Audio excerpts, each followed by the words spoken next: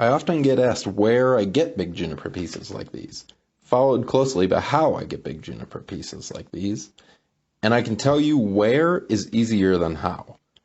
I normally collect wood on ranches where I have permission to do so. These junipers grow on a lot of steep rocky slopes that are usually south-facing. They have extensive roots to suck up water from places where there isn't much, and I've learned to look in spots where I'm not any further than 1 mile from the road, and the closer the better, obviously.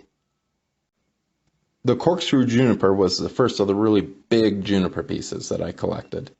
I found it laying at the bottom of a steep rocky gully, probably right below where it had likely lived out its life.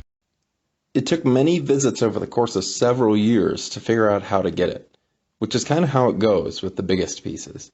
I don't just find them and say, awesome, what luck, sling them over my shoulder and go home. There's a lot of thinking and planning out how to actually get it out.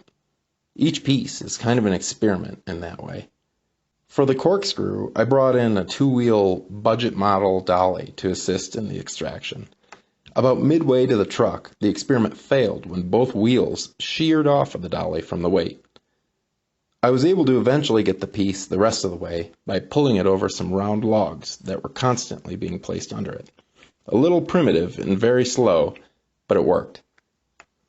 Since then, I have collected a lot more large junipers, and I can definitively say that I've gotten better at the process. But the pieces have gotten larger, and in some cases are further out. So the experiment goes on, and I imagine it always will. At least now, after the Corkscrew Juniper experience, I've gotten a much better dolly. Thanks for listening.